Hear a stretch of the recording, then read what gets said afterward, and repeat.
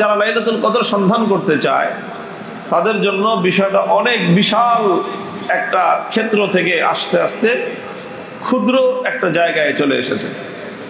আগে ছিল 360 রাত থেকে সন্ধান করতে হতো, সেখান থেকে সংক্ষেপিত হয়ে আসলো 1 মাস 30 রাতের মধ্যে সন্ধান করতে হবে। সেখান থেকে আরো সংক্ষেপ হয়ে আসলো শেষ দশক 10 দিনের মধ্যে সন্ধান করতে হবে। তারপর সেখান থেকে আরো সংক্ষিপ্ত করে 5টা রাতের মধ্যে লাইলাতুল কদরকে যদি কেউ সন্ধান করে এবং 5টা রাত যদি কেউ ইবাদতের মধ্যে অতিক্রম করতে পারে, তাহলে নিশ্চিতভাবেই সে লাইলাতুল কদরকে ইবাদতের মাধ্যমে উদযাপন করতে পারলো বলে ধরে নেওয়া যায়। মুহতারাম হাজিরিন, তো আমাদের সকলের উচিত হবে যে রমজানুল মুবারকের শেষ দশকের বেজর রাতগুলো শুরুর দিন থেকেই 21তম রাত থেকেই আমরা লাইলাতুল কদরের ব্যাপারে যত্নবান হব। লাইলাতুল কদরের যত্নবান হওয়ার ক্ষেত্রে সবচেয়ে সহজ এবং সবচেয়ে ইফেক্টিভ পন্থা তো হলো এই যে আল্লাহ পাক রব্বুল আলামিন রমজানের শেষ দশকে আমাদের জন্য একটা বিশেষ ইবাদতের বিধান দিয়েছেন। এটা রাসূল সাল্লাল্লাহু আলাইহি ওয়াসাল্লাম প্রতি বছর পালন করতেন। সেই বিধানটা হলো ইতিকাফ। রমজানের শেষ দশকে ইতিকাফ করা, এটা সুন্নতে মুআক্কাদা। সুন্নতে মুআক্কাদা বলা হয় ইসলামের ওই সকল বিধানগুলোকে যেগুলো আল্লাহ নবী সবসময় করতেন, কোনো বড় ধরনের ওজর ছাড়া, বড় ধরনের সমস্যা না আসলে সেটা কখনো বাদ দিতেন না। পবিত্র রমাদানুল মুবারকের মধ্যভাগে এসে উপনীত হয়েছি। আল্লাহ রাব্বুল আলামিন আমাদেরকে হায়াতে রাখলে ইনশাআল্লাহ আগামী জুমা যখন আসবে তখন আমরা রমজানুল মুবারকের শেষ দশকে পৌঁছে যাব। তো রমজানের এই পর্যায়ে এসে আমি আপনাদের সম্মুখে আজকে অল্প অল্প করে 3টি বিষয় নিয়ে আলোচনা করতে চাই। প্রথম বিষয় হলো লাইলাতুল কদর। লাইলাতুল কদর এটা হলো পবিত্র রমাদানুল মুবারকের মধ্যে আল্লাহ রাব্বুল আলামিনের দেওয়া এটা সর্বশ্রেষ্ঠ নিয়ামত। রমাদানের মধ্যে আল্লাহ পাক রব্বুল আলামিন ঈমানদারদের জন্য যে সকল নিয়ামত রাজি, যে সকল ফজিলতের দ্বারা আল্লাহ রমজানকে বিন্যস্ত করেছেন, তার কেন্দ্রীয় জায়গাটাই হলো লাইলাতুল কদর। লাইলাতুল কদরটা হলো অনেকটা এমন, যেমন মানুষের গলায় অলংকার হিসেবে একটা হার, গলার হার পরিধান করা হয়, মহিলারা পরে। তো এই হারটা গলায় পরিধান করা হয়, এটা মানুষের সৌন্দর্যের একটা উপলক্ষ হয়, কারণ হয়। তো একটা অলংকার আগাগোড়াই সুন্দর হয়, সুন্দর না হলে তার অলংকার হয় না। শুধু নিজেই সুন্দর হয় তা না, বরং অলংকার মানেই হলো যেটা আরেকজনের সৌন্দর্য বর্ধন করে। অলংকার নিজে যেমন সুন্দর হয়, আবার সে অলংকার যে পরিধান করে তাকেও তার সৌন্দর্য বৃদ্ধি করে দেয়, এর নামই অলংকার। তো সেই অলংকারের মধ্যেও আবার যেটা মানুষ গলায় পরিধান করে সেটা সব অলংকারের মধ্যে সেরা অলংকার, কারণ এটা হলো সবচেয়ে বেশি ফোকাস হয়। একজন মানুষের দিকে নজর পড়লে সর্বপ্রথম তার চেহারা, তার মুখমণ্ডল এবং তার মুখের মণ্ডলের সাথে তার গলার সাথে তাকে দৃষ্টিগোচর হয়। তো এই যে একটা হার, একটা অলংকার থাকে, এই অলংকারের মধ্যেও লক্ষ্য করে দেখবেন যের মধ্যে একটা কেন্দ্রীয় জায়গা থাকে। একটা হারের মধ্যখানে একটা লকেট থাকে, বাংলা এটাকে লকেট বলা হয়, মোহরা। তো তো এই যে লকেট যেরকম থাকে, এই লকেটটাকে কেন্দ্র করে কিন্তু পুরনো হারটার ডিজাইন তৈরি করা হয়। লকেটের মাঝখানে কোনো মূল্যবান পাথর থাকে, হীরা থাকে, অনেক কোনো মূল্যবান কোনো পাথরের মাধ্যমে লকেটটা তৈরি হয়, আর এটাকে কেন্দ্র করেই একটা হারের পুরা ডিজাইন দাঁড়ায়। তো একটা হারের মধ্যখানে একটা লকেটের যেই গুরুত্ব, যেই মর্যাদা, এবং লকেটটাকে কেন্দ্র করে যেরকম পূর্ণ হার, গলার হারের ডিজাইন তৈরি হয়, এবং এই হার যে গলায় পরিধান করবে সেটা তার সৌন্দর্যের কারণ হবে, ঠিক এরকম আল্লাহ পাক রব্বুল আলামিন পূর্ণ রমজানুল মুবারককে ডিজাইন করেছেন মূল যেই লকেটটাকে কেন্দ্র করে, সেটার নামই হলো লাইলাতুল কদর। লাইলাতুল কদরকে কেন্দ্র করে রমাদানুল মুবারকের এই সৌন্দর্য, রমাদানুল মুবারকের শ্রেষ্ঠত্ব, এর ফজিলত এবং এর বৈশিষ্ট্য আল্লাহর পক্ষ থেকে ডিজাইন করা হয়েছে। এই জন্য আমরা যারা রমাদানুল মুবারক আসার পর আলহামদুলিল্লাহ নেক কাজের প্রতি বেশি যত্নশীল হয়েছি, রমাদানের ফজিলত হাসিল করার জন্য আমরা সচেষ্ট হয়েছি, আমাদের এই বিষয়টা বোঝা উচিত এবং খেয়াল রাখা উচিত যে আমার রমজানের মূল ফোকাস এবং মূল যে আকর্ষণ সেটা কিন্তু লাইলাতুল কদরের মধ্যে রয়ে গেছে। কাজেই এই লাইলাতুল কদরটা যেন কোনোভাবেই আমাদের হাতছাড়া না হয়, এই ব্যাপারে যেন আমরা গাফলতি না করি, অবহেলা না করি, সেই ব্যাপারে আমাদের সোচ্চার এবং সচেষ্ট থাকা চাই। লাইলাতুল কদর সম্পর্কে কয়েকটা তথ্যই কোরআন এবং হাদিসের মধ্যে পাওয়া যায়। প্রথমত আমি যেই আয়াত আপনাদের সামনে তেলাওয়াত করলাম, কোরআনে কারীমের মধ্যে একটা সূরাই আছে, সূরাতুল কদর। এই সূরার মধ্যে আল্লাহ পাক রব্বুল আলামিন আগাগোড়া পূর্ণ লাইলাতুল কদরের ফজিলত এবং তার তাৎপর্য নিয়ে আলোচনা করেছেন। ইন্না আনজালনাহু ফি লাইলাতিল কদরি ওয়া মা আদরাকা মা লাইলাতুল কদরি লাইলাতুল কদরি খায়রুম মিন আলফি শাহর।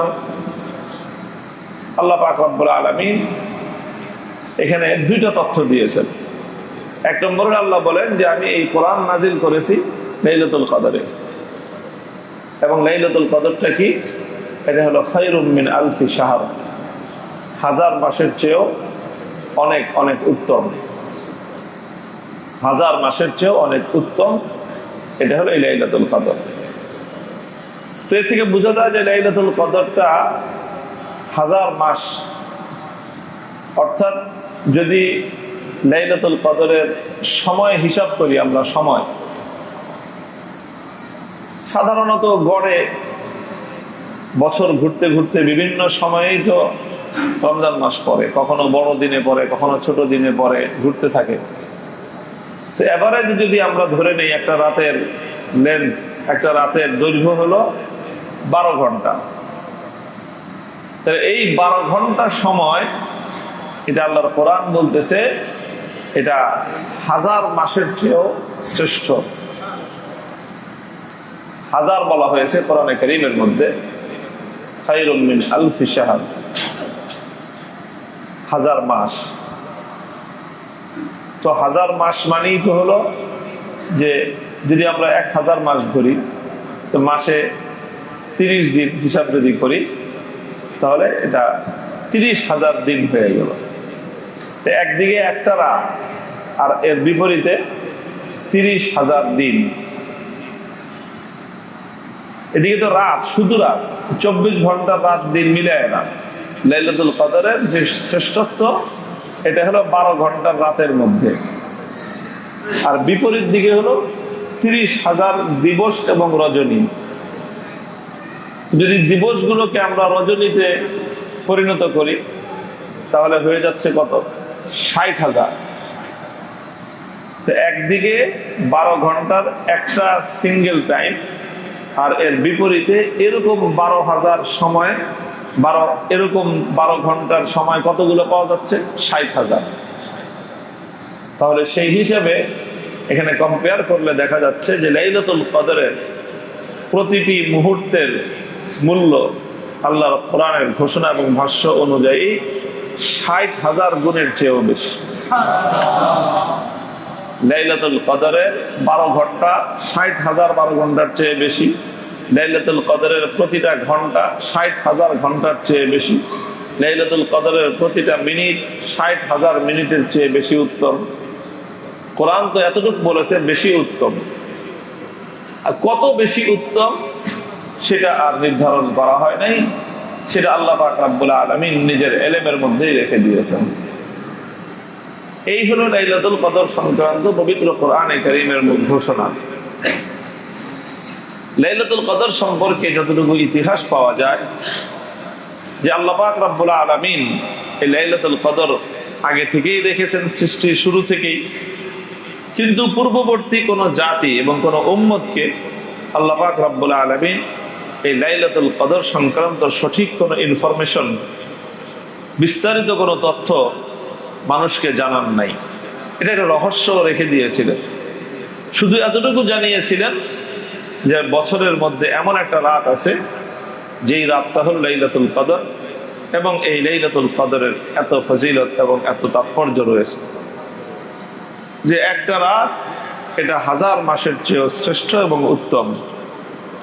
তো পূর্ববর্তী যারা নেককার বান্দা হতেন, যারা নেকি উপার্জন করার জন্য সচেষ্ট থাকতেন, তারা এই একটা রাত, যেই রাতের এত মূল্য, এত কদর, এত দাম, সেই রাতের ইবাদত যেন তারা করতে পারেন, সেই রাতটা যেন ইবাদত বিহীন কেটে না যায়, এর জন্য তারা বছরের 360টা রাতই তারা ইবাদত করতেন, যেন লাইলাতুল কদর তাদের হাতছাড়া না হয়ে যায়।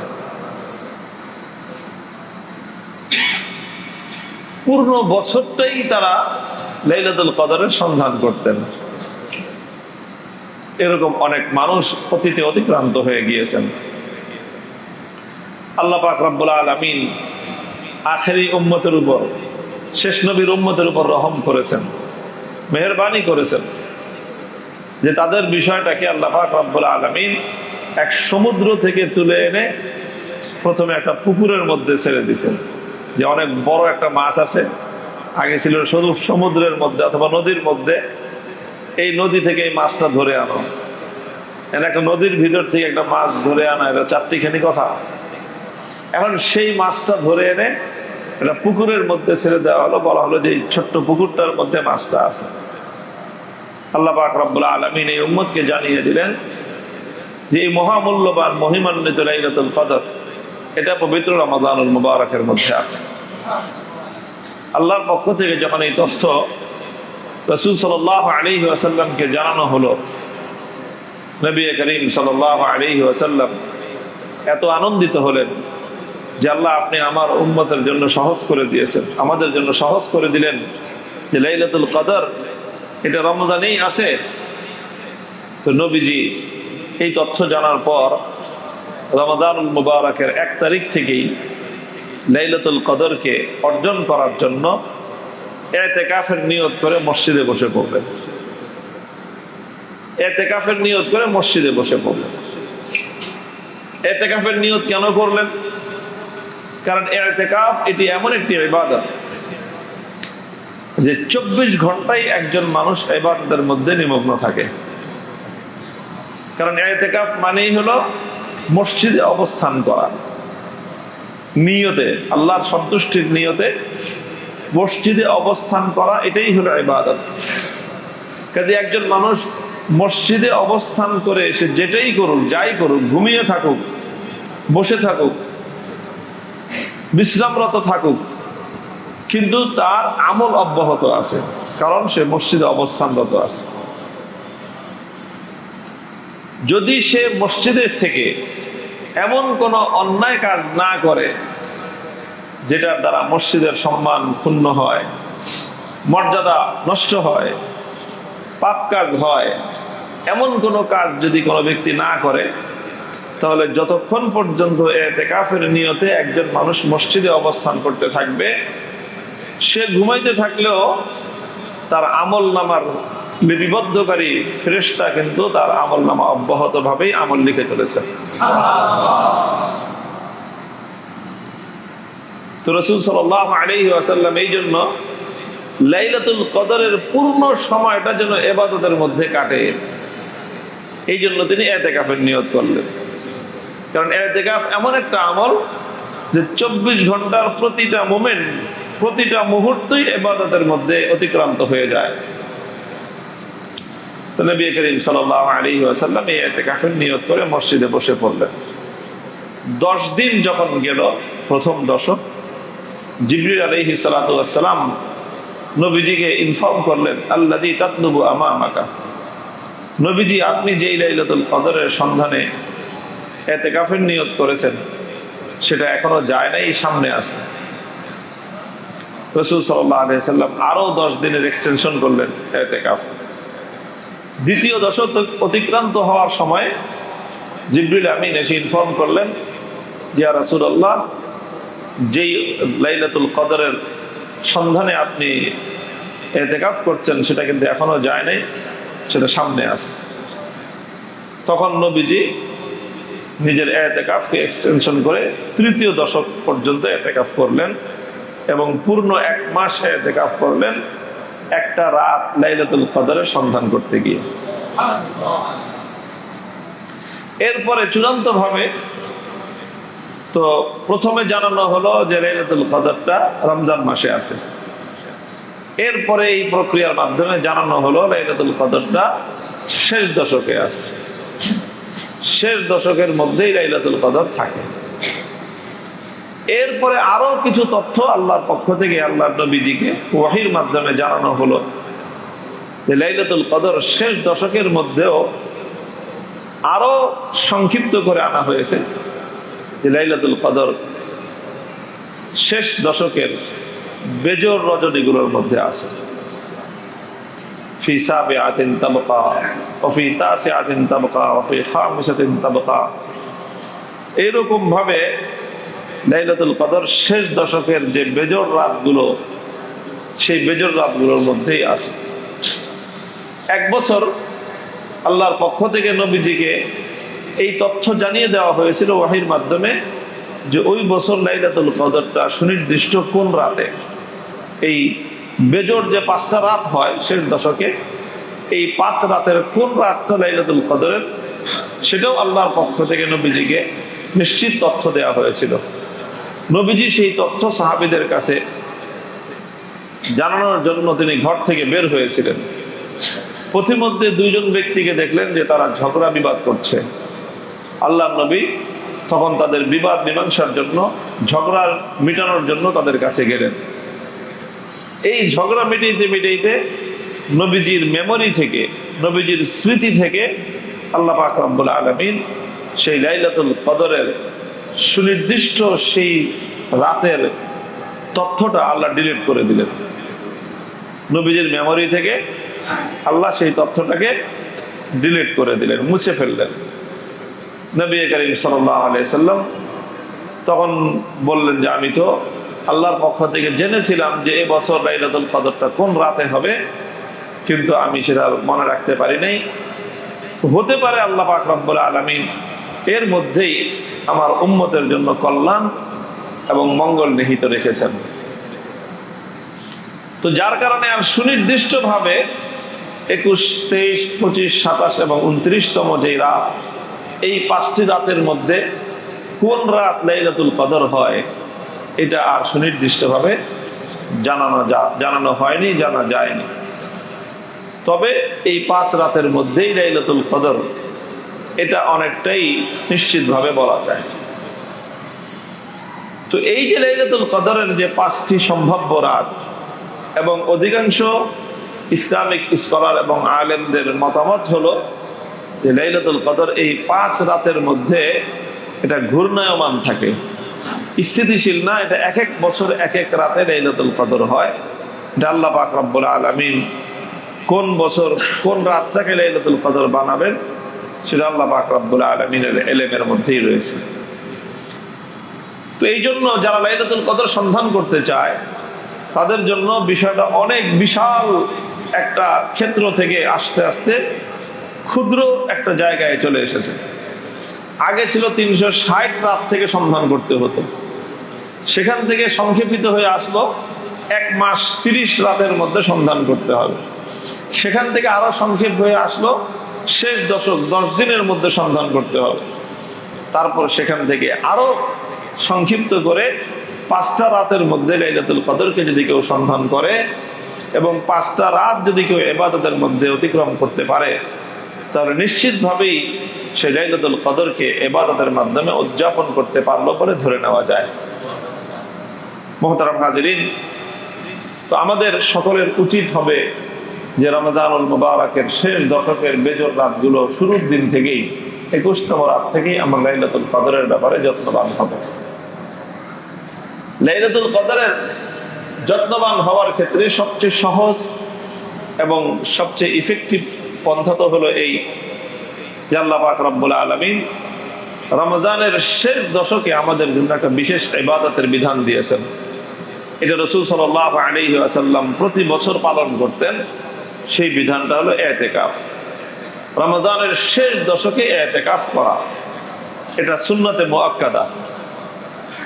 সুন্নতে মুআক্কাদা বলা হয় ইসলামের ওই সকল বিধানগুলোকে যেগুলো আল্লাহ নবী সবসময় করতেন, কোনো বড় ধরনের ওজর ছাড়া, বড় ধরনের সমস্যা না আসলে সেটা কখনো বাদ দিতেন না, এমন আমলকে সুন্নতে মুআক্কাদা বলা হয়। যেরকম আমরা প্রতিদিন ফরজ নামাজ পড়ি 5 ওয়াক্ত, এই 5 ওয়াক্ত নামাজের সাথে কিছু সুন্নতে মুআক্কাদা আছে। 4 ওয়াক্তের সাথেই ফজরের 2 রাকাত, ফরজের আগে 2 রাকাত সুন্নত আছে, এই সুন্নতে মুআক্কাদা। যোহরের 4 রাকাতের আগে 4 রাকাত, পরে 2 রাকাত সুন্নতে মুআক্কাদা আছে। আসরের নামাজের সাথে কোনো সুন্নতে মুআক্কাদা নেই। মাগরিবের নামাজের পরে 2 রাকাত সুন্নতে মুআক্কাদা আছে। এশার ফরজ নামাজের পরেও 2 রাকাত সুন্নতে মুআক্কাদা আছে। এই সুন্নতগুলো বিনা ওজরে যদি কেউ ছেড়ে দেয় সে গুনাহগার হবে। এই সুন্নতগুলো পড়তে হবে। তো ঠিক তদ্রুপ লাইলাতুল রমজানুল মুবারকের শেষ দশকে ইতিকাফ করা, এটা সুন্নতে মুআক্কাদা কিফায়া। সুন্নতে মুআক্কাদা কিফায়া, কিফায়ার অর্থ হলো যে এটা তো সুন্নতে মুআক্কাদা, এটা যেই করবে সাধারণ অন্য যে কোনো সুন্নতের উপর আমল করার চেয়ে অনেক বেশি সওয়াব সে পাবে। আর যদি কেউ না করে, কেউ যদি ইতিকাফ না করে, কোন এলাকার মানুষ, কোন মসজিদের মুসল্লিদের মধ্যে কেউ ইতিকাফ করলো না, তাহলে তারা সবাই যেন একটা সুন্নতে মুআক্কাদা বিনা কারণে ছেড়ে দিল। বিনা কারণে সুন্নতে মুআক্কাদা ছেড়ে দিলে গুনাহগার হয় মানুষ, শরীয়তের পক্ষ থেকে তিরস্কৃত হয়। এই জন্য হ্যাঁ, 1-2 জনও যদি পুরো এলাকার ভিতর থেকে সুন্নতে মুআক্কাদা হিসাবে ইতিকাফ করে, তাহলে অন্যদের আর গুনাহ হবে না, তিরস্কৃত হবে না কেউ, বাকি সওয়াব তো পাবে সেই যে ইতিকাফ করবে। এই জন্য রমজানুল মুবারকের শেষ দশক এটা হলো বিশেষভাবে ইতিকাফের সময়। রাসূল সাল্লাল্লাহু আলাইহি ওয়াসাল্লাম রমজানের শেষ দশক আসলে আরো বেশি ইবাদতের প্রতি তৎপর হতেন, ইতিকাফ করতেন। প্রতি বছর রমজানের শেষ দশক আল্লাহর নবী ইতিকাফে মসজিদে অতিবাহিত করতেন।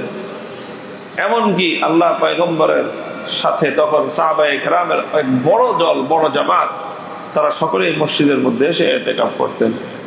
এমনকি ওই সময়ে নবীজির স্ত্রীগণ আজওয়াজে মুতাহহারাত তারাও মসজিদের মধ্যে ইতিকাফ করতেন, আলাদা কৌশল থাকতো। তো সেই যুগে মসজিদে মহিলাদের আসা যাওয়ার মধ্যে কোনো সমস্যা ছিল না। তো এখন এই ইতিকাফ অনেক গুরুত্বপূর্ণ একটি আমল। একদিকে এটি সুন্নতে মুআক্কাদা, দ্বিতীয় দিকে হলো যে রমজানুল মুবারকের সবচেয়ে গুরুত্বপূর্ণ যে সময় আল্লাহ পাক রব্বুল আলামিন রমজানুল মুবারক উপলক্ষে প্রতি বছর বহু মানুষকে জাহান্নাম থেকে মুক্তির ঘোষণা দিয়ে থাকে। প্রতি রমজান উপলক্ষে অনেক মানুষের নাম, যাদের নাম আগে জাহান্নামের তালিকার মধ্যে লিপিবদ্ধ ছিল, তাদের নাম সেখান থেকে কেটে আল্লাহ তাদের ব্যাপারে মুক্তির ঘোষণা দিয়ে দেন। তো এটা যখন রমজান যত শেষ হতে থাকে, স্বাভাবিকভাবেই রমজান যত শেষ হতে থাকে এই নামের তালিকাটা তত দীর্ঘ হতে থাকে। তো আল্লাহ পাক রব্বুল আলামিন রমজান উপলক্ষে জাহান্নাম থেকে নাজাত প্রাপ্তদের, মুক্তি প্রাপ্তদের তালিকা প্রণয়ন করেন। এই সময়টায় কোনো ব্যক্তি যদি ইতিকাফরত হতে পারে তাহলে অনেকটা এমন হলো যে সে বিকাল 4:30টার মধ্যে ভোট কেন্দ্রে চলে আসছে। এখন 4:30টার মধ্যে সে ভোট দিতে পারুক আর না পারুক, কেন্দ্রের মধ্যে ঢুকে গেলে তার আশা করা যায় যে তার ভোটটা কাউন্ট করতেই হবে, ভিড় যতই থাকুক, লাইন যত লম্বাই থাকুক। তো এই জন্য আল্লাহ পাক রব্বুল আলামিন জাহান্নাম থেকে মুক্তি প্রাপ্তদের তালিকা যখন প্রণয়ন করবেন রমজানের শেষে, তো স্বাভাবিক যারা ঘরে ঢুকে গেছে আল্লাহর ঘরে, তো আশা করা যায় যে তাদের নাম বাদ দিয়ে বাইরের লোকদের তো নামের তালিকা তো পরে হবে, আগে যারা আল্লাহর ঘরের মধ্যে চলে আসছে তাদেরকে ইনশাল্লাহ আল্লাহ তো কেমনে বাদ দেবে না। তারা এই মহামূল্যবান মুক্তির সময়টায় জাহান্নাম থেকে মুক্তি প্রাপ্তদের তালিকার মধ্যে অগ্রাধিকারের ভিত্তিতে ইতিকাফকারীদের নাম অন্তর্ভুক্ত হয়ে যাবে ইনশাআল্লাহ। এই জন্য দুইটা কারণে এই ইতিকাফের প্রতি আমাদের মনোযোগী হওয়া উচিত। প্রথম তো হলো, যে ব্যক্তি রমজানুল মুবারকের শেষ দশকে ইতিকাফ করবে সে নিশ্চিতভাবে লাইলাতুল কদরের পরিপূর্ণ ফজিলত এবং বরকত সে হাসিল করতে পারলো। কারণ লাইলাতুল কদরের একটা মুহূর্ত তার ইবাদতের বাইরে কাটবে না, কারণ সে তো ইতিকাফরত আছে। এক নম্বর। দ্বিতীয় নম্বর হলো যে রমাদান উপলক্ষে আল্লাহ পাক রব্বুল আলামিনের পক্ষ থেকে মুক্তি প্রাপ্তদের তালিকা হবে। আশা করা যায় কেউ যদি আল্লাহর ঘরের মধ্যে ঢুকে যায় তো আল্লাহ তাদেরকে বাদ দিয়ে অন্যদের নাম আগে তালিকা করবেন না, এটা আশা করা যায়। কাজে এই জন্য যারা ইতিকাফরত হবে তারা আল্লাহর পক্ষ থেকে এই মহিমান্বিত বরকত এবং মুক্তি প্রাপ্তির এই সওগাত তারা অর্জন করতে পারবে বলে আশা করা যায়। তো এই জন্য আমাদের ইতিকাফের প্রতি মনোনিবেশ করা দরকার, একান্তে কিছু সময় আল্লাহর জন্য কাটানো দরকার। দুনিয়ার যাবতীয় সম্পর্ক ছিন্ন করে এসে আল্লাহর ঘরে শুধু আল্লাহর সাথে সম্পর্ক করার জন্য রমাদানুল মুবারকের 9টা দিন অথবা 10টা দিন, এটাও যদি আমরা দেওয়ার ক্ষেত্রে আমাদেরকে প্রস্তুত করতে না পারি, উৎসাহিত করতে না পারি, তাহলে এটা আমাদের জন্য বড়ই দুর্ভাগ্যের বিষয় হয়ে যাবে। এটা আমাদের জন্য আল্লাহর দিকে অগ্রসর হওয়ার পথে আমরা যে খুব আগ্রহী এটা সাব্যস্ত হবে না। এই জন্য মুহতারাম হাজিরিন, এটা হলো আমার আলোচনার দ্বিতীয় পয়েন্ট, যে ইতিকাফ রমজানুল মুবারকের শেষ দশকের গুরুত্বপূর্ণ বিধান হলো ইতিকাফ করা, ইতিকাফরত হওয়া। তো প্রত্যেকটা মসজিদেই, যেটা নামাজের মসজিদ, পাঁচজায়গার নামাজের মসজিদ, প্রতিটা মসজিদেই ইতিকাফ করা এলাকার মানুষের জন্য সুন্নতে মুআক্কাদা আলাল কিফায়া। যত বেশি মানুষ ইতিকাফ করবে তত ভালো। কমাস কম প্রত্যেক মসজিদে 1-2 জন তো ইতিকাফ করতেই হবে, আর না হলে এটা পুরা এলাকার মানুষের একটা দোষ, একটা ভুল, একটা তাদের একটা ত্রুটি হিসেবে এটা সাব্যস্ত হবে ইসলামী শরীয়তের নিকট। তো আমরা আশা করি যে ইনশাআল্লাহ এই ইতিকাফের মাধ্যমে আমাদের জীবনে অভূতপূর্ব একটা কল্যাণ নসিব হবে ইনশাআল্লাহ।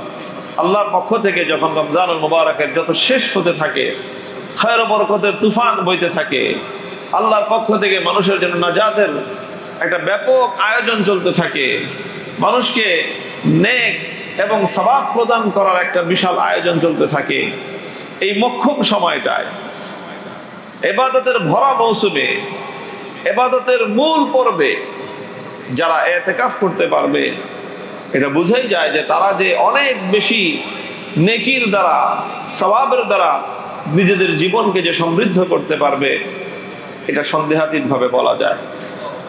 এই জন্য আমাদের দুর্ভাগ্য যে আমাদের একটা অবস্থা এমন হয়ে গেছে যে রমজান শেষ হতে থাকে, আর আমাদের উচিত ছিল নবীজির ওই ঘোষণাটাকে বারবার স্মরণ করা। আল্লাহ নবী যেটা বলেছেন যে যেই ব্যক্তির জীবনে রমজান আসলো, সে পূর্ণ রমজান পেল, আবার রমজান তার জীবন থেকে অতিক্রান্ত হয়ে গেল, অতিবাহিত হয়ে গেল, অথচ তার জাহান্নাম থেকে মুক্তির ফয়সালা হলো না, তার জীবনের গুনাহগুলি মাফ হলো না, ওই ব্যক্তিটা ধ্বংসপ্রাপ্ত ব্যক্তি। ওই ব্যক্তিরা ধ্বংসপ্রাপ্ত ব্যক্তি যে রমাদানুল মুবারকের মতো এত বড় সুযোগ পেয়েও সে নিজেকে আল্লাহর কাছ থেকে ক্ষমা করাইতে পারলো না। নিজের আমলের মাধ্যমে, নিজের কর্মকাণ্ডের মাধ্যমে, নিজের কাজের মাধ্যমে সে আল্লাহর সন্তুষ্টি অর্জন করতে পারলো না। এই ব্যক্তির চেয়ে পোড়া কপালে আর কেউ হতে পারে না। তো আমাদের ভাই, রমজান যত শেষ হতে থাকবে, আমাদের মধ্যে এই ভয়, এই আশঙ্কা, এই আবেগ আমাদের মধ্যে কাজ করা দরকার যে রমজান চলে যাচ্ছে, আমি জানি না যে আমার মাগফিরাতের ফয়সালা হলো কিনা, আল্লাহ আমাকে ক্ষমা করলেন কিনা। আমার তখন আরো বেশি আল্লাহর দিকে রোনাজারি করা উচিত, কান্নাকাটি করা উচিত, ফরিয়াদ করা উচিত যে আল্লাহ আপনি আমাকে মাফটা করেই দেন। তো রমজান যত শেষ হতে থাকবে, একজন মুমিনের সিফাত হলো যে মাফ চায়, যে ক্ষমা চায় আল্লাহর কাছে। রমজান শেষ হতে থাকবে, তার ক্ষমা চাওয়ার মাত্রা বাড়তে থাকবে, তার আল্লাহ রাব্বুল আলামিনের কাছ থেকে, জাহান্নাম থেকে মুক্তির প্রার্থনার মাত্রা বাড়তে থাকবে, তার কান্না বাড়তে থাকবে, তার আক্ষেপ বাড়তে থাকবে যে হায় রমজান চলে যাচ্ছে, আমার কি হলো, রমজান চলে যাচ্ছে, আমার কি ব্যবস্থা হলো। যদি এমন হয় যে রমজান চলে গেল, আমার মুক্তির ব্যবস্থা হলো না, সেই ক্ষেত্রে আমার চেয়ে পোড়া কপালে আর কে আছে। এইরকম একটা ফিলিংস, এইরকম একটা অনুভূতি প্রত্যেকটা রোজাদারের মধ্যে, প্রত্যেক ইমানদারের মধ্যেই রমজান যত শেষ হতে থাকবে তার মধ্যে এই অনুভূতি এটা আসা উচিত। কি দুর্ভাগ্যজনক ভাবে আমাদের হয় হলো, রমজান শেষ হতে থাকে, আমরা মসজিদ থেকে মার্কেটমুখী বেশি হতে থাকি। রমজান শেষ হতে থাকে আর আমরা মানে রমজান বাদ দিয়ে তখন ঈদের দিকে ছুটতে থাকি। আমাদের অবস্থাটা হয়েছে এরকম যে আমাদের সমাজে দেখা যায় যে ঈদকে কেন্দ্র করে আমাদের এত আয়োজন, ভাবসাবটা এরকম হয় যে আল্লাহ পাক রমজান মাসটা দিছেই যাতে মানুষ ঈদটা ভালো করে করতে পারে। এই জন্য রমজানে খাওয়া দাওয়া কম, রমজানে একটু খাওয়া দাওয়া কম, অন্যান্য অফিস আদালতের ব্যস্ততাও কম। কেন? যাতে সবাই ভালো করে ঈদের কেনাকাটা করতে পারে। তো এটা উল্টা হয়ে গেছে। আসলে ঈদ কেন ছিল? আল্লাহ রাসূল সাল্লাল্লাহু আলাইহি ওয়াসাল্লাম বলেছেন, লিস-সাইমি ফারহাতান, লিস-সাইমি ফারহাতান, ফারহাতুন ইনদা ফিতরিহি ওয়া ফারহাতুন ইনদা লিকাই রাব্বিহ। যারা যথাযথভাবে রোজার বিধান পালন করবে, আল্লাহর পক্ষ থেকে তাদের জন্য দুটো পুরস্কার রয়েছে। একটা পুরস্কার হলো ঈদুল ফিতর, এটা রমাদানের পুরস্কার। আর মূল পুরস্কার হবে যখন রোজাদার হাসরের মাঠে আল্লাহর সামনে দণ্ডায়মান হবে, তখন আল্লাহ নিজ হাতে রোজাদারের হাতে তার পুরস্কার তুলে দিবেন। তো রমজানের তাৎক্ষণিক পুরস্কার হলো ঈদ। এখন ভাই, পুরস্কার তো সেই পায় যে খেলায় হেরে যায়, নাকি কি বলে? পুরস্কার কে পায়? যে প্রতিযোগিতায় পরাজিত হয় সে।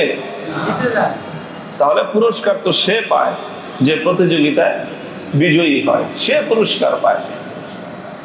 কাজেই পুরস্কার বিতরণের অনুষ্ঠান তো তার জন্য আনন্দদায়ক যে বিজয়ী হয়, আর যে পরাজিত হয়, পুরস্কার বিতরণের অনুষ্ঠান তার জীবনে কতটুকু আনন্দ আনে, কারণ তার দেখতে কান্দা আসে। আবার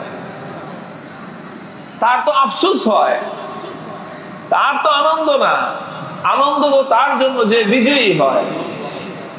তো ভাই, ঈদ তো তার জন্য যে রমজানুল মুবারকে রোজার মাধ্যমে বিজয়ী হয়েছে। বিজয়ী কে হয়েছে? যে জাহান্নাম থেকে মুক্তির ফয়সালা যার কপালে এসেছে। তো এটা তো ছিল মূল থিমটা, আমরা এটাকে উল্টায় দিছি।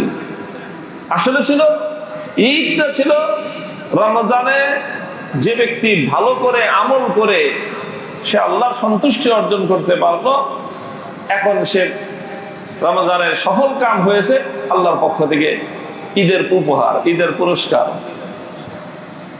কিন্তু আমরা বানায় দিছি রমজানটা হলো ঈদের প্রস্তুতির জন্য, যে খাওয়া দাওয়া না করে সারা দিন যায় শুধুমাত্র শপিং করবা, কেনাকাটা করবা, এই হলো তোমার রমজান। আল্লাহ আমাদেরকে রক্ষা করেন। এই জন্য মহতারাম হাজরিন, বিশেষ করে রমজানের শেষ দশকে আমাদের অন্যান্য কাজকর্ম কমায় দিয়ে বেশির চেয়ে বেশি ইবাদতের মধ্যে যারা ইতিকাফ করতে পারবো তারা তো কোনো কথাই নাই, যারা ইতিকাফ করতে পারবো না তাদের জন্যও রমজানের শেষ দশকে বেশির চেয়ে বেশি সময় ইবাদতের মধ্যে, মসজিদের মধ্যে, তেলাওয়াতের মধ্যে, আর বিশেষ করে আল্লাহ পাক রব্বুল আলামিনের কাছ থেকে ক্ষমা প্রার্থনার মধ্যে অতিক্রম করা উচিত। কেনাকাটা যদি কিছু করতে হয়, ঈদ যেহেতু আসবে, ঈদেরও কিছু কেনাকাটা আছে, সেটা আরো আগেই সেরে ফেলা উচিত। শেষ দশকের জন্য কেনাকাটা না রাখা চাই। আল্লাহ রাব্বুল আলামিন আমাদেরকে তৌফিক দান করেন। আজকে তৃতীয় আরেকটা বিষয় খুব সংক্ষেপে আলোচনা করি। দুটো বিষয়ে কথা বললাম, এটা আসলে রমজানের সাথে কোনো সংশ্লিষ্ট আলোচনা না, কিন্তু আমাদের সমাজে এটা একটা ট্রেডিশন হয়ে গিয়েছে, যাকাতের আলোচনা। ইসলামী শরীয়তের, আল্লাহর বিধানের, ইসলামের যে 5টা স্তম্ভ তার অন্যতম একটা হলো যাকাত, সম্পদের যাকাত আদায় করা। সম্পদের যাকাত, এটা যাকাত শব্দের ইসলামের 2টা অর্থ হয়। এটা যাকাত শব্দের আবিধানিক 2টা অর্থ। একটা অর্থ হলো পবিত্রতা, আর একটা অর্থ হলো বৃদ্ধি পাওয়া। তো যাকাত বলাই হয় আল্লাহ রাব্বুল আলামিন সম্পদশালীর সম্পদের মধ্যে একটা পোরশন, একটা হিস্সা রেখেছেন, যেটা যাকাত হিসাবে সম্পদশালী ব্যক্তি তার নিজের সম্পদ থেকে আলাদা করে যারা যাকাত প্রাপ্য তাদের কাছে পৌঁছে দেওয়া, এটাকে যাকাত বলা হয়। সেই নির্ধারিত হিস্সাটা কি? নির্ধারিত অংশটা হলো 40 ভাগের 1 ভাগ। সাধারণ সম্পদের মধ্যে শতকরা 2.5%, শতকরা 2.5% সম্পদ নিজের সম্পদ থেকে আলাদা করে, এটা গরিবের হক, এটা গরিবের সম্পদ। ধনীর সম্পদের মধ্যে গরিবের হিস্সা হলো শতকরা 2.5%। এটাকে যাকাত এই জন্য বলা হয় যে এই সম্পদটা যদি কোনো ব্যক্তি নিজের মূল সম্পদ থেকে আলাদা করে দেয়, তাহলে তার অবশিষ্ট 97.5% সম্পদ, 97.7 অর্থাৎ 97.5% যে সম্পদ তার থাকতেছে, অবশিষ্ট সম্পদটা পবিত্র হয়ে যাবে। এই জন্য যাকাতকে যাকাত বলা হয়, যে এটা পবিত্রতার কারণ, যে তোমার অবশিষ্ট যে সম্পদটা থাকবে এটা পিওর থাকবে। যদি তুমি 2.5% সম্পদ তোমার সম্পদ থেকে তুমি যাকাত হিসেবে বের করে দাও, তাহলে অবশিষ্ট সম্পদটুকু তোমার এটা একেবারে পিওর এবং এটা খাঁটি থাকবে। এবং শুধু এটা পিওর এবং শুধু এটা পবিত্র হবে তাই নয়, যাকাতের দ্বিতীয় অর্থ হলো এটা বৃদ্ধি পাওয়া। ওয়ামা আতাইতুম মিন যাকাতিন তুরিদুনা ওয়াজহাল্লাহি ফাউলাইকা হুমুল মুযইফুন। এই 2.5% সম্পদ যে ব্যক্তি নিজের মূল সম্পদ থেকে আলাদা করে দিবে যাকাত হিসাবে, মানুষের স্বাভাবিক চোখে দেখা যাবে যে সম্পদটা কমে গেল, 2.5% কমে গেল, শতকরা 2.5 টাকা কমে গেল। কিন্তু আল্লাহর কোরআন বলতেছে, তুমি যদি আল্লাহকে সন্তুষ্ট করার জন্য এই 2.5 টাকা তোমার 100 টাকা থেকে আলাদা করে দাও, বাহ্যিক চোখে দেখা যাবে যে 2.5 টাকা কমে গেল, কিন্তু আল্লাহর কোরআন ঘোষণা করেছে যে এই 2.5 টাকা কমে গেলেও আল্লাহ পাক রব্বুল আলামিন তোমার অবশিষ্ট টাকার মধ্যে 1000 টাকার বরকত দিয়ে দিবেন। তোমার সম্পদ বাড়বে, সম্পদ কমবে না। তাহলে যাকাতের দ্বারা 2টা জিনিস হয়। একটা হলো অবশিষ্ট সম্পদ, এটার পিউরিফিকেশন সিস্টেম হলো যাকাত দেওয়া। আমরা যে পানি পান করি, দেখা যায় যে অনেকে ফিল্টারিং করে পানিটা পান করি। এখন তো নানা রকম সিস্টেম আছে, যে লাইন থেকে লাইন লাগা দেওয়া হয়, এটা ফিল্টারিং হয়ে তারপরে কল দিয়ে পানি পড়ে। আর ফিল্টারিং হয়ে কিছু নষ্ট পানি আরেকটা পাইপ দিয়ে ভরে যায়। এখন যেটুকু ফিল্টারিং হয়ে নষ্টটা যেটা, দূষিত যে পানিটুকু পড়ে যাচ্ছে সেটা যদি মূল পানি থেকে বের না হতো, না পড়তো, তাহলে অবশিষ্ট পানিটুকু পিওর হতো না। ঠিক তদ্রুপ আমার কাছে যা কিছু সম্পদ আল্লাহ পাক দিয়েছেন, এই সবটা সম্পদ যদি আমি ভোগ করি, তাহলে এটা ওই জার এবং আবর্জনা মুক্ত সম্পদটা আমি ভোগ করলাম। যদি আমি 2.5% আলাদা করে দেই, তাহলে আমার সম্পদ থেকে সেই দূষিত জারগুলো বের হয়ে গেল, অবশিষ্ট 97.5% আমার যেটা থেকে গেল সেটা পূর্ণ পবিত্র এবং পরিপূর্ণ বরকতময় কল্যাণময় সম্পদ আমার জীবনে থেকে গেল। এই জন্য যাকাত এটা পবিত্রতার কারণ, যাকাত এটা হলো বরকতের মাধ্যম।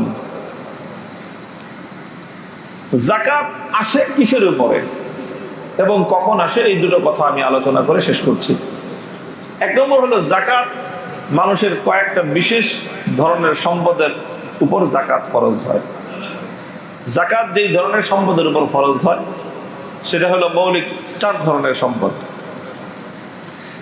1 নম্বর হলো কারো কাছে যদি নগদ ক্যাশ থাকে, কেউ যদি টাকার মালিক হয়, টাকা, নগদ টাকা, সেই টাকাটা নিজের হাতে ক্যাশ ইন হ্যান্ড হোক, হাতে ক্যাশ থাকুক, অথবা ব্যাংকে সেটা ডিপোজিট থাকুক, অথবা এটা কারো কাছে পাওনা থাকুক, যে আমি কারো কাছে টাকা পাই, এই তিনটা এটা ক্যাশ ইন হ্যান্ড ধরা হবে। এটা 1 নম্বর, যদি কারো কাছে নগদ টাকা থাকে। 2 নম্বর সম্পদ হলো স্বর্ণ অথবা রূপা, যে কোনো ফরম্যাটেই থাকুক, স্বর্ণ রূপা এটা যে কোনো ফরম্যাটেই থাকুক, এটা একেবারে গোল্ড আকারে কোনো হিসাবে থাকুক, একেবারে কাঁচা স্বর্ণ হিসাবে, অথবা অলংকার হিসাবে ব্যবহারের উপর থাকুক, যে কোনো ফরম্যাটেই স্বর্ণ রূপা যদি থাকে, তাহলে এটা 2য় নম্বর আইটেম সম্পদের। আর 3য় হলো যে কোনো ব্যক্তি যদি তার ব্যবসার রানিং যে সম্পদটা থাকে, ব্যবসার রানিং আইটেমের অর্থ হলো যেই সম্পদ, যেই জিনিসটা মানুষ রাখে বিক্রি করার জন্য, সেটাই হলো তার ব্যবসার পণ্য, এটাকে বলি আমরা। অর্থাৎ যে ব্যক্তি যেই ব্যবসা করে, যেই পণ্যের ব্যবসা করে, যেমন কেউ যদি কাপড়ের ব্যবসা করে তাহলে তার কাপড়টা, কেউ যদি বইয়ের ব্যবসা করে, বুক হাউস, তাহলে বইপত্র, কেউ স্টেশনারি আইটেম তার ওইটাই, কেউ মুদি দোকান আছে তার মুদির আইটেম, কেউ ল্যান্ড প্রপার্টিজ আছে তার, অর্থাৎ সে জায়গা জমি বেচা কিনি করে, জমি কিনে বেচার উদ্দেশ্যে, তাহলে তার জমিটা, কেউ ফ্ল্যাট কিনে অথবা ফ্ল্যাট বানায় বিক্রি করার উদ্দেশ্যে, তাহলে তার এই ফ্ল্যাটটা, অর্থাৎ যেটাই একজন মানুষ ব্যবসার পণ্য হিসেবে সংরক্ষণ করে, যেটা সে নিজের মালিকানায় রাখবে না, তার উদ্দেশ্যই হলো এটা বিক্রি করে দেওয়া, তাহলে এই সবটা এটার মূল্য ক্যালকুলেট করা হবে। নগদ টাকা কত আছে হাতে, অথবা ব্যাংকে, অথবা মানুষের কাছে পাওনা আছে, অথবা স্বর্ণ রূপা একজন মানুষের কাছে কি পরিমাণ আছে। আর 3 নম্বর হলো যে যারা ব্যবসায়ী, তাদের ব্যবসার পণ্য কি আছে। ব্যবসার মধ্যে অনেকের থাকে শোরুম থাকে, শোরুমের মধ্যে আপনার ডেকোরেশন থাকে, এই ডেকোরেশনটা তার বিক্রি করা হবে না, বিক্রি করা হবে এই আলমারির মধ্যে বা শোকেসের মধ্যে রাখা পণ্যটা বিক্রি হবে, পণ্যের মূল্যটা হিসাবের মধ্যে আসবে, ব্যবসার যে দোকান আছে যেটা, এই দোকানটা হিসাবের মধ্যে আসবে না। তবে হ্যাঁ, যারা হাউজিং ব্যবসা করে অথবা ফ্ল্যাট বিজনেস যারা করে, তাদের জমি এবং তাদের ফ্ল্যাটটা হিসাবের মধ্যে আসবে। আর যারা এমনিতেই ফ্ল্যাট কিনে রাখছে, ভাড়া দেয়, জায়গা কিনে রাখছে যে এটা থাক, এটা আপাতত বেচা বিক্রি করার কোনো ইচ্ছা তার নাই, তাহলে এই জমি এবং এই বাড়ি এটা যাকাতের হিসাবের মধ্যে গণ্য হবে না। তো এই জাতীয় 3টা পণ্য, নগদ টাকা, স্বর্ণ রূপা আর হলো ব্যবসার পণ্য, এটা একজন ব্যক্তির মালিকানায় যখন থাকে, কতদিন থাকতে হবে এটার একটা ছোট্ট হিসাব আছে। এটা নিয়ে আমাদের অনেকের মধ্যেই এক ধরনের বিভ্রান্তিও তৈরি হয় সঠিক মাসলা না বোঝার কারণে। সেটা হলো যে একজন মানুষ জীবনে প্রথমবারের মতো যখন একটা নির্দিষ্ট অ্যামাউন্টের মালিক হবে এই 3 আইটেম থেকে, নগদ টাকা, স্বর্ণরূপা অথবা ব্যবসার পণ্য, এই 3 আইটেম মিলায়ে কোনো ব্যক্তি যদি নেশাবের মালিক হয়ে যায়। নেশাব কি জিনিস? নেশাব হলো একটা নির্দিষ্ট পরিমাণ। শরীয়তের মধ্যে নেশাবের 2টা মানদণ্ড দেওয়া হয়েছে। একটা হলো 7.5 ভরি স্বর্ণ অথবা তার সমমূল্য, আর একটা হলো 52.5 ভরি রূপা অথবা তার সমমূল্য। তো 52 ভরি রূপার বর্তমান বাজার দর খুব বেশি না, 1 লাখ টাকারও কম। তো এই পরিমাণ টাকা, এটা হলো নেশাব। নেশাব বলা হয় ইসলামী শরীয়তে। এই নেশাবের যখন কোন একজন মানুষ মালিক হয়ে যাবে, সে বছরের যেই দিনই মালিক হোক, ধরে নেন কোন একজন ব্যক্তি মুহররম মাসের 1 তারিখে এই নেশাবের মালিক হয়েছে জীবনে প্রথমবারের মতো। জীবনে প্রথমবারের মতো একজন মানুষ যেদিন এই সম্পত্তির মালিক হবে, সেই দিনটা তার কাউন্ট হবে, সেই দিনটা নোট হবে। এরপরে সেই দিন থেকে পরবর্তী 1 বছর, 1 বছর পরে আবার পরবর্তী বছর মুহররম মাসের 1 তারিখে দেখা যাবে যে সেই দিন তার মালিকানায় কি পরিমাণ সম্পদ আছে। সেই দিন যদি দেখা যায় যে গত বছর মুহররম মাসের 1 তারিখে একজন ব্যক্তি 5 লাখ টাকার মালিক ছিল, আর এই বছর মুহররম মাসের 1 তারিখে সে 10 লাখ টাকার মালিক, হয়তো অতিরিক্ত 5 লাখ টাকা তার 2 দিন আগে তার মালিকানায় আসছে অথবা 3 দিন আগে আসছে, তখন এই বছর মুহররম মাসের 1 তারিখে সে 10 লাখ টাকারই যাকাত দিতে হবে। অর্থাৎ প্রত্যেকটা টাকা 1 বছর অতিক্রান্ত হতে হয়, সেটা বিষয়টা এমন নয়, বরং হিসাব হতে হয় যে মূল নেশাব যেদিন সে মালিক হবে সেই দিন থেকে 1 বছর পরে সে টোটাল যেই পরিমাণ সম্পদের মালিকানা থাকবে তার সেই পরিমাণ সম্পদের যাকাত একজন ব্যক্তিকে ক্যালকুলেশন করতে হয়। তো আমরা এত খুঁটিনাটি হিসাব কেউ রাখি না যে কবে আমি নেশাবের মালিক হয়েছিলাম, সেই দিন থেকে 1 বছরের মাথায়, এগুলোর আমাদের সমাজে হিসাব রাখার প্রচলন নাই। তো আমরা কি করি, সাধারণত রমজান থেকে রমজানে আমাদের দেশের সবাই যাকাতের হিসাব করে থাকি আমরা। ঠিক আছে, রমজানের 1 তারিখ আমরা একটু স্ট্যান্ডার্ড ধরে নিই। রমজানের 1 তারিখ প্রতি বছর আমরা যাকাতের হিসাব করব। তো সেই হিসাবে এবছর রমজানের 1 তারিখে আমাদের প্রত্যেকের বাসা বাড়ি সহ মহিলাদের সহ আমাদের যার যারটা তার হিসাব করতে হবে। মহিলারটা মহিলা নিজেরটা নিজে হিসাব হবে, তারটা পুরুষেরটা আলাদা হিসাব হবে। যার মালিকানাধীন যতটুকু সম্পদ সেটা তার অ্যামাউন্টে তার মালিকানায় হিসাব হবে, যে আমার কি পরিমাণ নগদ টাকা আছে, কি পরিমাণ ব্যাংকে আছে, কি পরিমাণ স্বর্ণ আছে, এবং কি পরিমাণ রূপা আছে, আর কি পরিমাণ আমার ব্যবসার পণ্য আছে। এই 3টা যোগ হবে। এই যোগের মধ্যে একটা বিষয় আছে, ঋণের যে বিষয়টা থাকে, ঋণ আমরা অনেক সময় নিজে যেরকম আরেকজনের কাছে কিছু ঋণ পাওনা আছি, আবার অনেকে আরেকজনের কাছে দেনা থাকে, ঋণই থাকে। ঋণ যেটা থাকবে এই দোনোটাই প্লাস মাইনাস হবে হিসাবের মধ্যে। অর্থাৎ যে ব্যক্তি আরেকজনের কাছে যেই পরিমাণ টাকা পাওনা আছে সেই পাওনা পুরোটাই প্লাস হবে, আর যে আরেকজনের কাছে দেনা আছে এই দেনা টাকা পূর্ণটাই মাইনাস হবে হিসাবের মধ্যে। হিসাবের মধ্যে ঋণটা প্লাস এবং মাইনাস হবে। এখন অনেকেই বলতে পারি যে টাকা তো আরেকজনের কাছে পাই, কিন্তু সে দিবে কি দিবে না এটাই তো ঠিক নাই। অনেক তো দেয় না টাকা, পাওনা টাকা অনেক সময় পাওয়া যায় না। তো আমি যাকাত দিচ্ছি অথচ আসল টাকাই আমি পাবো না। এই জন্য ইসলামী শরীয়তে এটার অবকাশ আছে যে পাওনা টাকা একজন মানুষ যেটা পায় সেটার যাকাতটা সে বিলম্ব করে দিতে পারে। অর্থাৎ যদি এই টাকাটা পাওয়ার ব্যাপারে তার সন্দেহ থাকে, সংশয় থাকে, যে টাকা পাই কি পাই না অনিশ্চিত, তাহলে এই মুহূর্তেই সেই পাওনা টাকার যাকাত পরিশোধ করে যাকাত আদায় করে দেওয়া জরুরি না। আপনি অপেক্ষা করতে পারেন, ঠিক আছে, যখন পাবেন তখন অতীতেরটা হিসাব করে যাকাত দিয়ে দিবেন, সেটাও কেউ করতে পারে। যে ঠিক আছে আমি আজকে পাওয়ার কথা ছিল আজকে পাইনি, 1 বছর পরে পাইছি, 2 বছর পরে, 5 বছর পরে সেই টাকাটা পাওয়া গেছে, তাহলে সেই 5 বছরের হিসাব করে একসাথে 5 বছরের যাকাত পাওয়ার পরে দেওয়া যাবে, তাতেও কোনো সমস্যা নেই। তো এইভাবে যাকাত আদায় করে, যাকাত দেওয়ার ক্ষেত্রে অমুসলিমকে যাকাত দেওয়া যায় না। যাকাত এটা ইবাদত, এটা কোনো মুসলিম ব্যক্তিকেই দিতে হবে। নিজের বাবা মা, দাদা দাদি, নানা নানি, নিজের সন্তান সন্ততি, সন্তানের সন্তান, এদেরকে নিজের যাকাত তাদেরকে দেওয়া যায় না। অন্যান্য আত্মীয় স্বজন যারা এই পরিমাণ সম্পদের মালিক না, অর্থাৎ যারা ব্যক্তিগতভাবে নিজের প্রয়োজন এবং ঋণ ইত্যাদির বাইরে লাখখানিক টাকার নগদ ক্যাশ, স্বর্ণ রূপা অথবা ব্যবসার পণ্যের মালিক না, এমন ব্যক্তিকে দরিদ্র ব্যক্তি বলা হয়। এই দরিদ্রদের হক হলো এই যাকাত। আমরা সকলেই যাকাত দেওয়ার ক্ষেত্রে যত্নবান হব ইনশাআল্লাহ। রমজানুল মুবারক উপলক্ষে আমরা সবাই যাকাত দিয়ে থাকি এই জন্য, কারণ রমজানের যে কোনো ইবাদত করলে 70 গুণ বেশি সওয়াব হয়। এই অতিরিক্ত ফ্যাসিলিটি পাওয়ার জন্যই মানুষের মধ্যে রমজান মাসে যাকাত দেওয়ার একটা প্রবণতা, যে অন্য মাসে যাকাত দিলে 1 টাকার যাকাতের সওয়াব পাবো, আর রমজানে 1 টাকায় 70 টাকার যাকাতের সওয়াব পাবো।